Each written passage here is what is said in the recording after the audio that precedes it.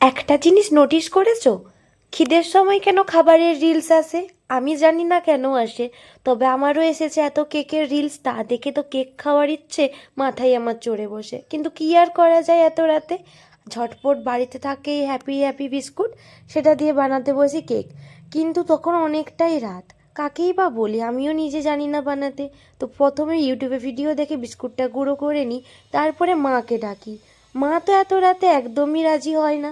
তারপরে কি মনে হয় জানি না, এসে আমার সাথেও হাতে হাত লেগে যায়। মনে হয় মায়েরও কেক খাওয়ার ক্রেভিংস ওঠে।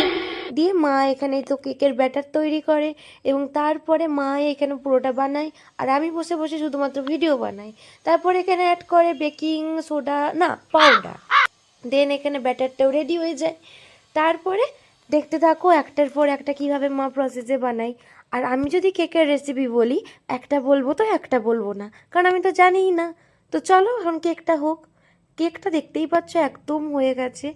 আর এটা যে কতটা টেস্টি হয়েছে জাস্ট বলার নেই, আর ততটাই নরম, পুরো জাস্ট চকলেট কেক। আর এটা দেখেই আমার কেকের ক্রেভিংসটা আরও উঠে পড়ে। গরম গরম থাকে তখনই আমি হাতে নিয়ে নিই। হাতে ধরতে পারছি না, তবুও ভাবছি কখন খাবো কখন খাবো। আর দেখো কতটা জাস্ট চকলেটি অ্যান্ড কতটা সফট।